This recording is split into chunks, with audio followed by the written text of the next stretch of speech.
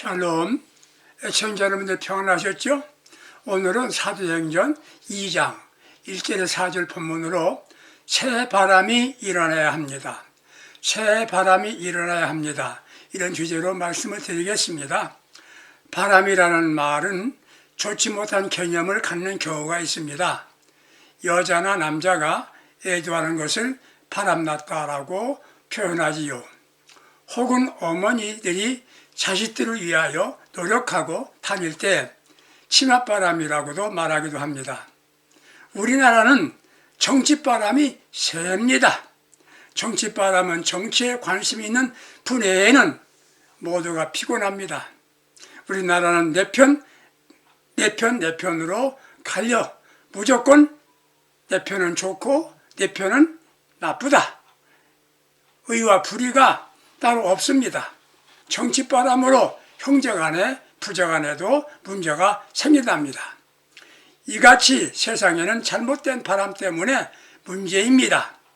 초대교회에는 바람이 불어왔습니다. 세상적인 그런 바람이 아닙니다. 거룩한 바람입니다. 영적인 바람, 영풍이지요. 우리가 기대하고 바라는 것은 오순절에서 일어났던 성령의 바람이 일어나야 합니다. 초대교회 신앙인들은 거룩한 바람을 일으키는 이들이었습니다. 그들은 예수님의 약속을 믿고 10일 동안 기도하다가 타락번에서 기도하다가 기다리다가 신령한 바람을 체험했습니다.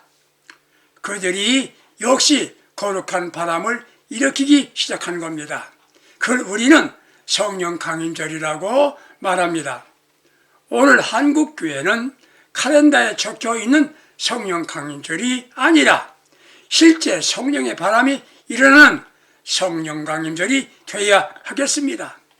안타까운 일은 교회가 침체되고 있는데 성령 강림절을 기억하지도 못하고 지나간단 말입니다. 맥주감사절, 추수감사절, 성탄절 있어요. 왜? 헌금하니까. 헌금 거두니까. 그런 거 아닌가요? 기대합니다. 성령 강림절이 매년만 아니라 매주일, 아니 매일매일 성령 강림절이 되어야 한국교회가 삽니다. 교회가 삽니다. 교회가 살아야 나라가 살게 됩니다. 애청자 여러분들, 우리가 영적 바람을 일으키는 주역이 되었으면 합니다. 지금 우리가 살고 있는 시대는 극히 혼란하고 어려운 시대입니다. 정치, 경제, 교육 모든 면에서 우려가 되고 있습니다. 이런 때 우리 예수의 사람들이 새바람을 일으키는 주인공들이 되셔야 하겠습니다. 무슨 바람인가요? 성령의 바람입니다. 사도행전 2장 1절에서 2절에 보면 오순절 날이 이미 이름에 저희가 한 곳에 모였더니 호련히 하늘로부터 강한 바람 같은 소리가 있어. 이 바람이 성령의 바람입니다. 영풍입니다. 영적인 바람이라는 말입니다. 거룩한 바람입니다. 성령의 바람이 불어오면 삽니다. 심령이 삽니다. 가정이 삽니다. 교회가 삽니다. 이 바람을 살리는 바람입니다. 바람은 호흡이고 생기입니다. 사람에게 기가 없으면 살았다 해도 죽은 것과 같아집니다. 성령의 바람이 지도자들을 길을 살립니다. 성령의 바람이 우리 지도자들의 길을 살려준단 말이에요. 에스겔서 37장을 보게 되면 에스겔 선지자가 환상을 봅니다. 골짜기에 뼈들이 널려 있습니다. 하나님께서 이치로 질문합니다. 에스겔이여, 그 뼈들이 살겠는가? 그 뼈들이 살겠느냐? 사람이 죽으면 시체만 남습니다. 그것을 버리는 겁니다. 그럼 썩습니다. 형체는 남아 있는 겁니다. 시간이 걸리면 뼈까지 썩지요. 시체가 다 썩어 뼈만 남아 있습니다. 에스겔 골짜기에는 이미 죽은 지 오래된 뼈들이 널려 있는 것입니다. 하나님께서 에스겔에 묻습니다. 이 뼈들이 살겠느냐? 이 질문 속에 의미가 있습니다. 먼저 저 뼈들이 살아야 한다는 의미입니다. 뼈 같은 이가 누구입니까? 바로 우리들 아니겠습니까? 살아왔다는 이름은 있으나 실상은 죽은 것과 같은 우리들이란 말입니다. 이 뼈들이 건강한 사람으로 살아나야 한다는 말씀입니다. 두 번째는 이 뼈들도 살 수 있다는 희망을 주시는 말씀입니다. 그리스도 안에서는 이 모든 것이 가능합니다. 거룩한 바람이 불어오면 죽은 시체도 살 수 있다는 말씀입니다. 세 번째 의미는 주께서 살려주시겠다는 약속이 들어있는 질문입니다. 오늘 교회에 부흥의 바람이 불어야 합니다. 이를 위하여 성령 바람이 불어야 합니다. 다시 말씀을 태어나게 하겠다는 것이지요. 말씀을 태어나니까 살아났습니다. 그 마른 뼈들이 하나님의 군대가 되었습니다. 살아남 기적이지요. 첫째, 바람이 불면 사는 역사가 나타납니다. 거듭남의 역사입니다. 요한복음 3장에 거듭남의 진리를 니고데모에게 말씀하신 주님은 성령의 바람이라고 표현하십니다. 성령의 바람이 거듭나게 하신답니다. 오늘날 많은 그리스도인들 중에 거듭남의 진리를 모르고 있는 이들이 많습니다. 거듭나지 아니하면 하나님 나라에 들어갈 수 없다고 말씀하셨습니다. 거듭남은 생명이 바꾸어지는 것을 의미합니다. 생명이 바꾸어지는 것을 의미합니다. 육의 생명이 영의 생명으로 바꾸어지는 겁니다. 그리고 주인이 달라지는 것입니다. 내가 주인이었는데 예수님이 주인 되는 겁니다. 이것이 바로 거듭남이라고 말하는 겁니다. 성령의 바람이 불면 거듭남의 역사가 나타난다는 것이지요. 두 번째, 성령의 바람이 불어야 사명을 다하게 됩니다. 사람은 사명적 존재입니다. 사명의 직분을 맡았으면 잘 수행해야 합니다. 그런데 아무리 잘하고 싶어도 성령의 바람이 없이는 감당할 수가 없는 겁니다. 무지하고 무능하기 때문이지요. 예수의 제자들이 3년간 훈련받았습니다. 요즘 말로 말하면 제자 훈련을 잘 마친 겁니다. 그런데 그들은 무능했습니다. 예수님께서 십자가에 못 박기 전에 잡혀갔을 때 예수님은 모른다고 했습니다. 누가? 수제자 베드로가. 그리고 예수님 잡혀갈 때 모두 도주했습니다. 그 제자들이 열흘 동안 마가다라봉에서 성령을 사모하며 기도하다가 성령의 바람을 받았습니다. 그리고 성령의 바람을 일으키는 주인공들이 되었습니다. 이건 무엇을 말합니까? 3년의 제자 생활보다는 열흘 동안의 기도가 더 중요하였다는 것을 의미합니다. 이 체험이 무능한 저들이 능력의 사역자가 되게 하고 주어진 사명을 잘 수행하게 만들어졌습니다. 성령의 바람 속에서 복음은 널리 증거되기 시작합니다. 그에 가는 곳에는 기적이 일어났습니다. 오늘 이 시대에 이 바람이 일어나야 합니다.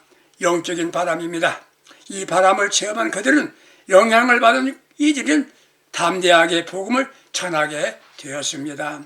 이 바람은 무능하다는 사람들에게 능력의 사람으로 만들어 주었습니다. 누가 우리를 무능하다고 표현할 수 있습니까? 성령을 받았느냐 못 받았느냐 이게 중요한 겁니다. 성령 받은 사람은 능력의 사람이 되는 겁니다. 표현할 수 있습니까? 여러분들 성령의 바람을 체험하시기 바랍니다. 세 번째, 성령 바람을 체험한 사람들은 승리하게 되었습니다.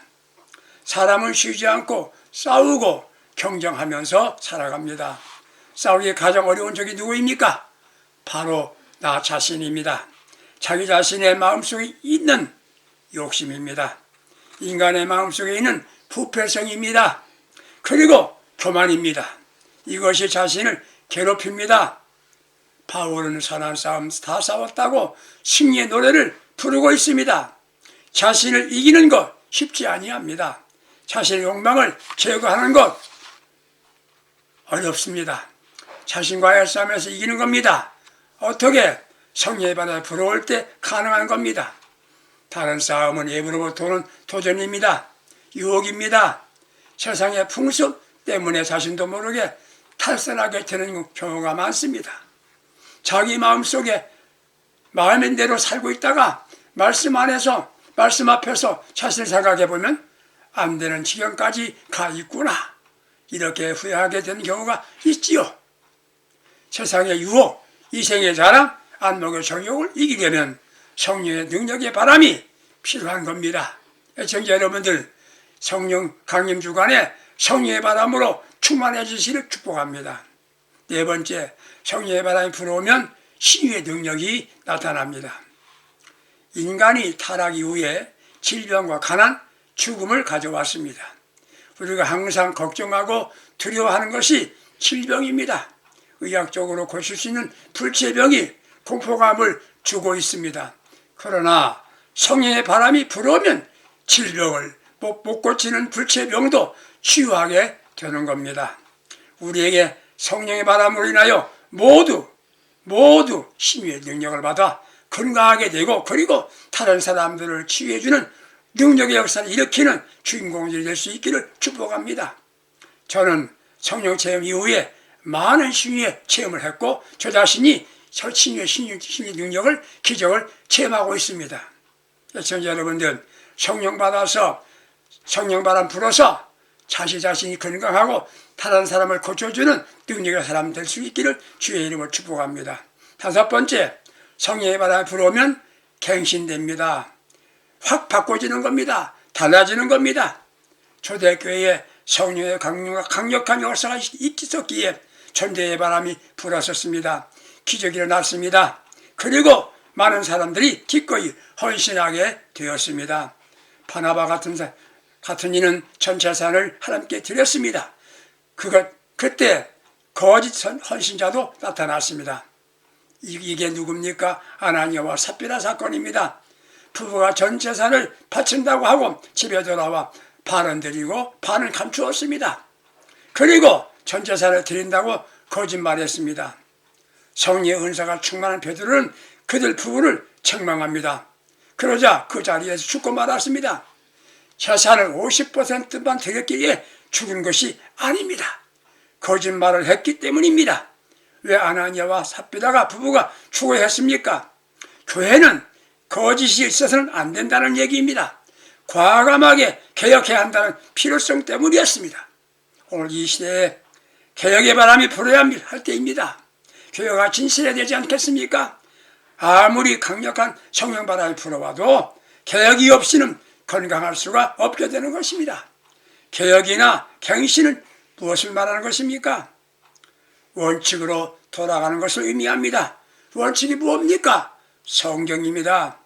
성경으로 돌아가는 건 바람이 불어야 합니다. 예배도 성경적인 예배가 되어야 됩니다. 자기 간증이나 자기 이야기를 하는 게 설교가 아니에요. 성경적인 설교, 성경적인 봉사, 이렇게 실천하기 위해서 갱신바람이 불어야 되는 것입니다. 인본주의에서 신본주의로 돌아가야 합니다. 사람 보기에 좋은 교회가 아니라 하나님 보시기에 좋은 교회가 되어야 합니다. 오늘의 교회가 도덕성을 회복해야 합니다. 자질이 높아져야 합니다. 파벌이 없어야 합니다. 거짓이 없어야 합니다. 이런 거룩한 바람이 일어나야 이것이 시작되는 것입니다. 바람이 일어나려면 어떻게 해야 되겠습니까? 시청자 여러분들, 우선적으로 해야 할 것이 있어요. 주님 약속을 굳게 믿어야 합니다. 십자가에 죽으셨다가 부활하신 주님이 승천하시면서 주님의 분부한 말씀이 있지요. 사도행전 1장 5절에서 요한의 물로 세례를 베풀어서 너희는 면단이 못되어 불과 성령으로 세례를 받을 것이다. 그 약속한 성령을 기다려라. 이렇게 약속을 하셨습니다. 이 약속을 믿으시기 바랍니다. 말씀에 모든 사람에게 내 영을 부어서 모든 육체에게 부어준다고 말씀하셨어요. 그래서 저희는 너희 젊은이들은 환상을 보고 너희 늙은 사람들은 꿈을 꾸리라. 이 약속을 굳게 붙잡고 성령 충만을 사모해야 합니다. 두 번째, 성령의 바람을 기대하면서 먼저 철저하게 회개해야 합니다. 끓여진 전선에는 전기가 들어올 수 없습니다. 막힌 수도관에는 물이 들어오지 못하는 것 같이 마음의 죄를 품고 있으면 성령바람이 일어날 수 없습니다. 철저하게 자상하게 회개합니다. 세 번째, 사모하며 뜨겁게 기도해야 합니다. 입술의 기도가 아닙니다. 마음으로 간절하게 기도할 때 마음에 뜨거운 성령의 바람이 일어납니다. 성령 강림 주의를 보내면서 한국교회 성도님들은 간절하게 깊이 기도하며 성령 바람을 일으키는 귀한 사명자들이 될 수 있기를 예수님의 이름으로 축복합니다. 감사합니다.